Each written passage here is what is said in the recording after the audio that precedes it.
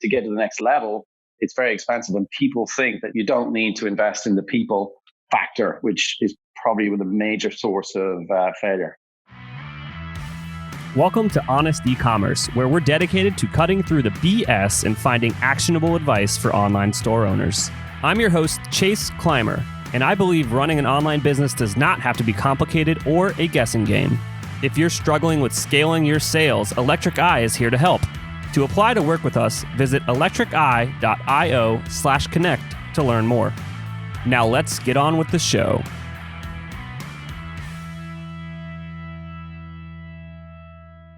Hey everybody, welcome back to Honest Ecommerce. I am your host, Chase Clymer, and today coming to the show is Derek O'Carroll. He is the CEO of Brightpearl, and he was telling me some amazing stuff before we started recording, and I had to cut him off. I was like, I want to hear all this again on the podcast. So Derek, welcome to the show. Let's get a little bit of background of what you were up to before Brightpearl and kind of let people know what Brightpearl does, and all this information you definitely have experience on. It was amazing. I can't wait to get into it. Sure, Chase. So delighted to be with you. My background is I did tech startups in the 90s, 4 of them.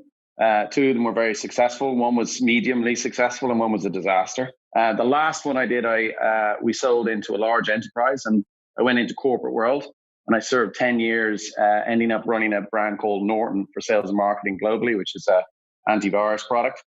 And then my daughter got to 10 years of age and my wife said, okay, you're free. You can go back into the world of sort of innovative new tech. And I joined Brightpearl just over 3 years ago. And what Brightpearl do and what we specialize in is essentially distributed order management with integrated accounting. And what that means in English is keep a track of boxes and cash as you trade in multiple countries, multiple currencies. And your listeners will be well aware of the complexities that occur once you go into that scale mode. So today, Brightpearl serves just over 1,000 brands, and we process in the last 12 months $3 billion worth of invoice to cash orders. So that's me, and that's what we do.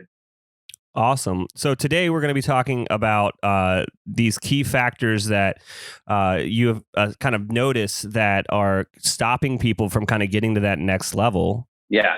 And that next level is very much, you've got to maybe sort of 1.5-2 million of GMV or of gross of basically turnover.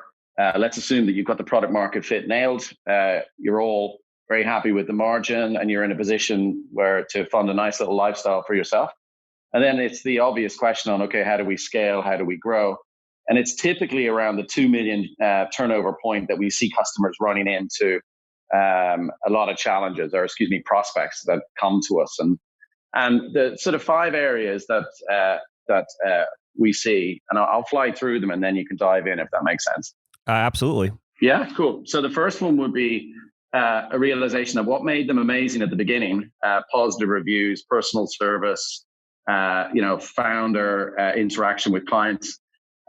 What made their company successful at the beginning then becomes a negative when they scale, because they start losing control of the operational rigor that exists within the startup as they scale past 2.5 million.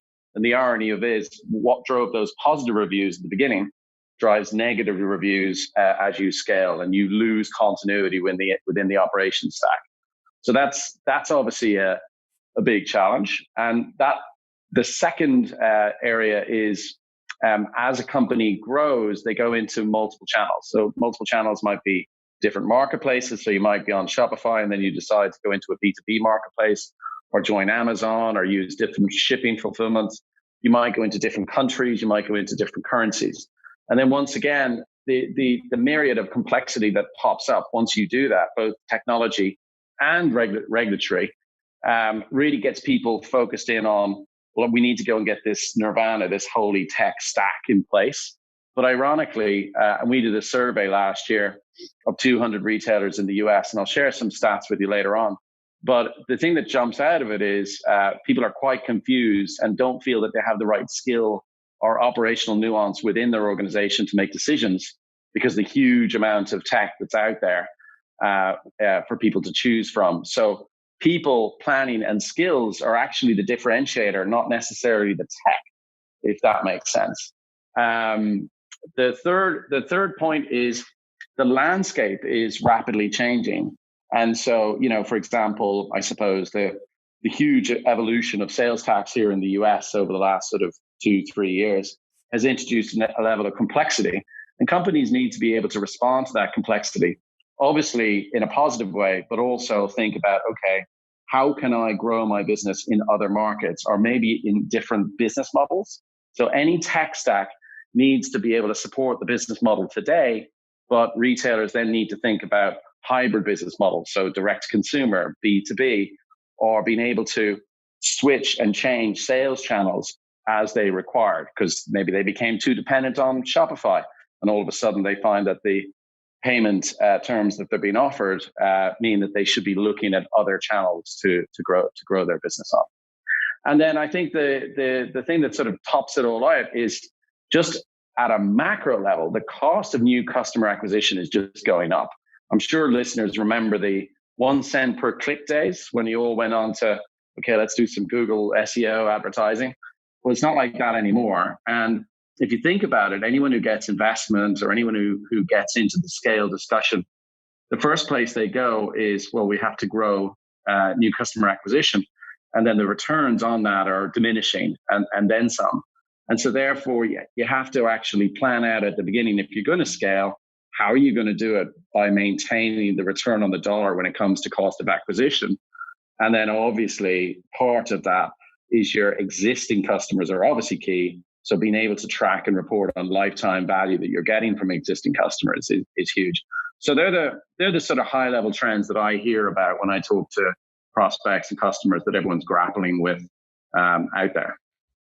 All right. There was so much in there, and I'm literally just going to go right back to the beginning.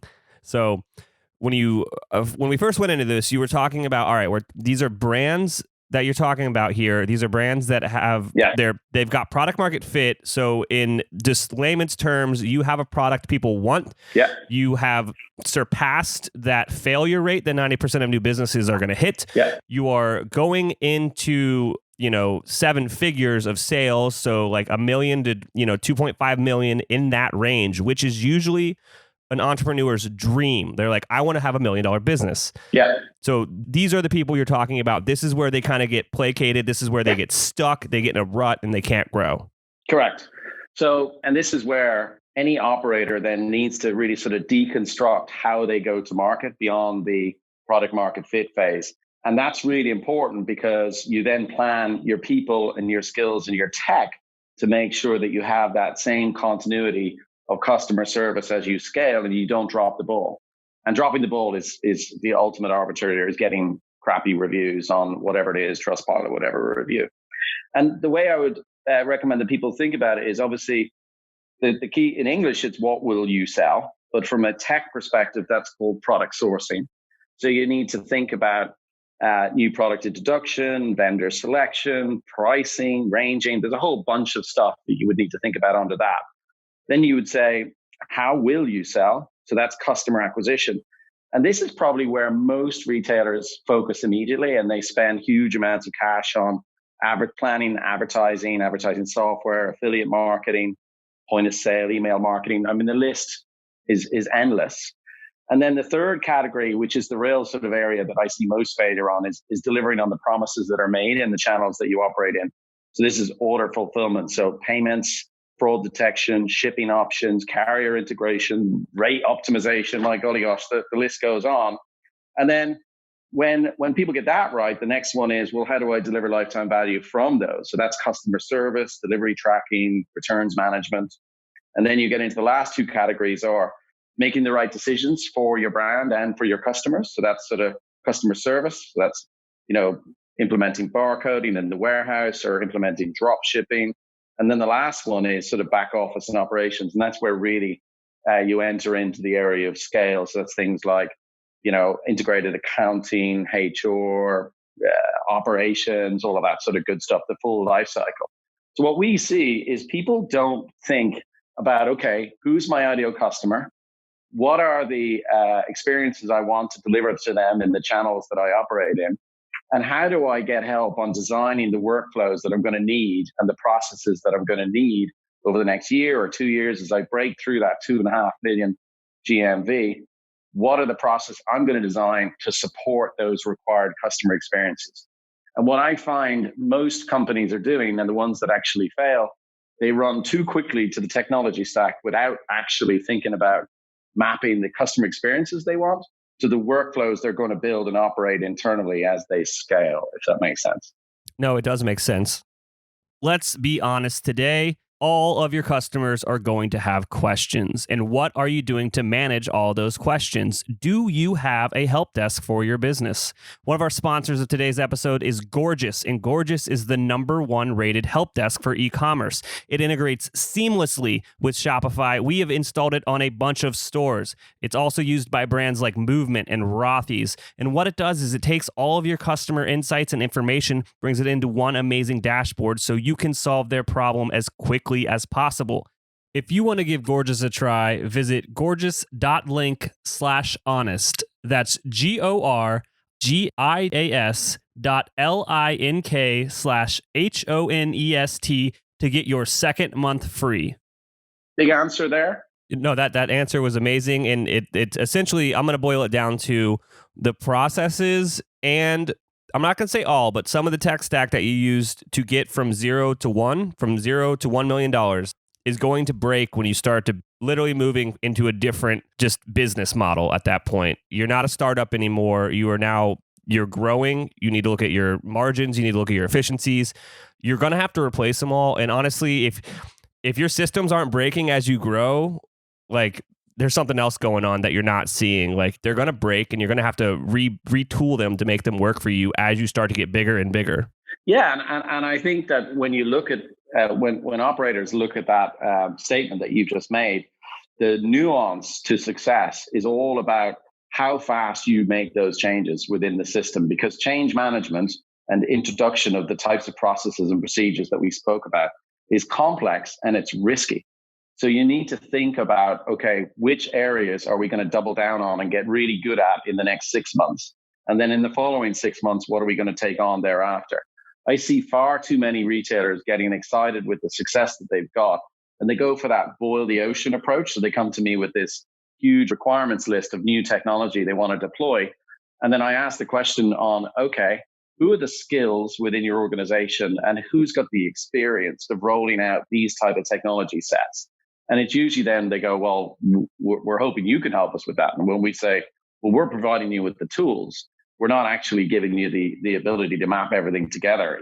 That's where most operators make a big mistake. And then they choose a bunch of spend on tech, but they don't focus on people and skills and experience. And they rely on the founding team to deploy this new stuff. And that is a major issue that we see within high growth retailers. Yeah, there's two things that I want to point out there. One is that technology is just a tool. Yeah. It will never replace human creativity. I hope not.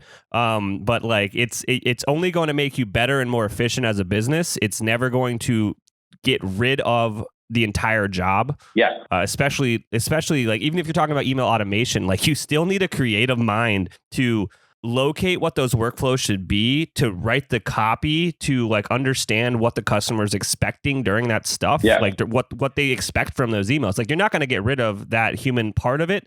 So if you I see this all the time with people setting up certain email softwares. They're like, oh yeah, we have that software. And I'm like, oh, how's it working for you? They're like, I don't know. I don't think it's worth it. And then you look at it. They're not using it because there's no one around to actually put in the work and set it up. A good example of that is people, the point we said earlier on about customer acquisition cost is just going up. So it's all about lifetime value from existing customers.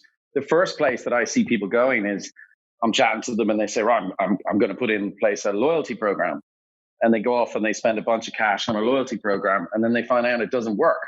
And the reason it doesn't work is no one's really thought about the profile of the customer, what the customer is going to respond to, the psychology of engagement, and then how you're going to design your loyalty program around that. I mean, personally, I'm not 100%. I don't really get loyalty programs for certain brands, but that's another example of people just buying the tech and not thinking about the psychology of engagement, which obviously you wouldn't expect because these companies are probably 8, 9, 10 people. They might have got to 5 million GMV. And as I said, all going very well and the margin's enormous.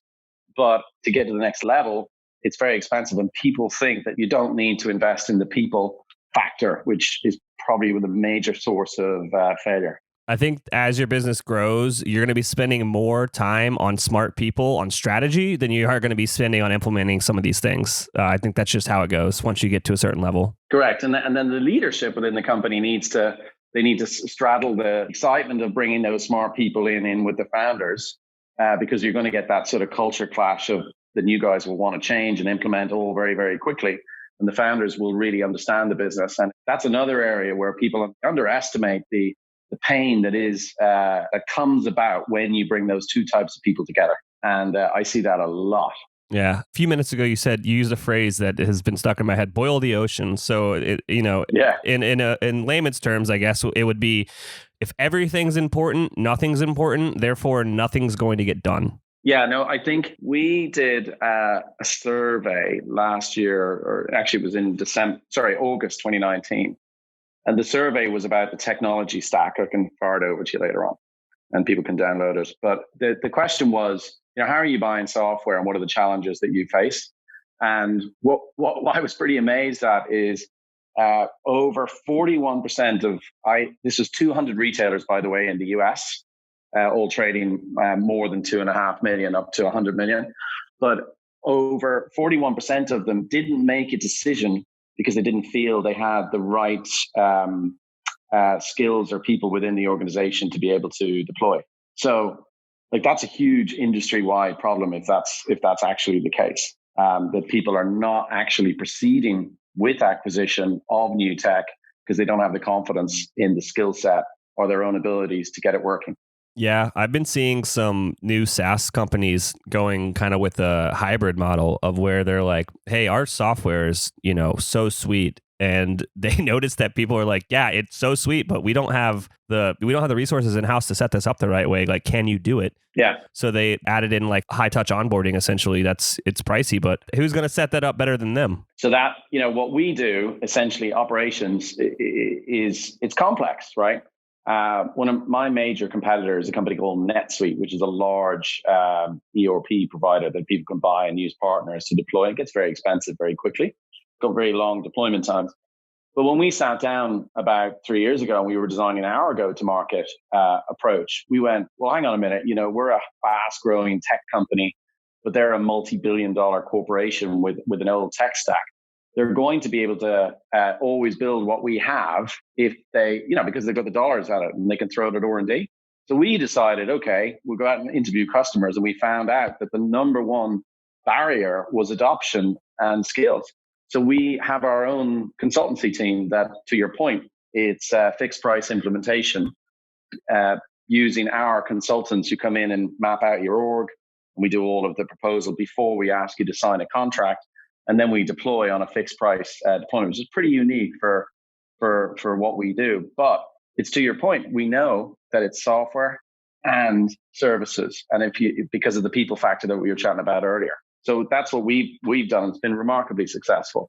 But I struggle finding enough savvy-minded tech people who I can hire as my consultants. That's my challenge. Absolutely. So if anyone's listening here and they have a burning desire for ERPs and they want to learn more, how do they get a hold of you? I'm not going to kick you off the show just yet, but now it's top of mind. Yeah, just drop me an email, Derek O'Carroll at brightpearl.com. You can just ping me on that and I'll come back to you pretty sharpish. And we're based in Austin, Texas. It's an awesome place to work. I can second that. I love Austin to death. All right. So is there anything that we haven't covered today that you think would be worthwhile sharing with our listeners? I think it's be aware of what your peers are doing. If that is at all possible. And what I mean by peers is competition. So if I look at the primary area of investment for retailers today, it's technology, all localized around customer acquisition. About 66% of the 200 retailers we talked to last year, they were all saying customer acquisition was the number one area of investment. But I would just challenge your listeners to think about, don't be the lemmings. Think about how you can get a competitive differentiator in other parts of the stack in order to drive excellent customer service and loyalty, which is obviously the nirvana in this area. So yeah, I would say that as a final close. Derek, you were a fantastic guest. Thank you so much. Cheers, man. Take care. Pleasure. Bye-bye. I cannot thank our guests enough for coming on the show and sharing their journey and knowledge with us today. We've got a lot to think about and potentially add into our businesses. Links and more information will be available in the show notes as well. If anything in this podcast resonated with you and your business, feel free to reach out and learn more at electriceye.io/connect. Also, make sure you subscribe and leave an amazing review. Thank you.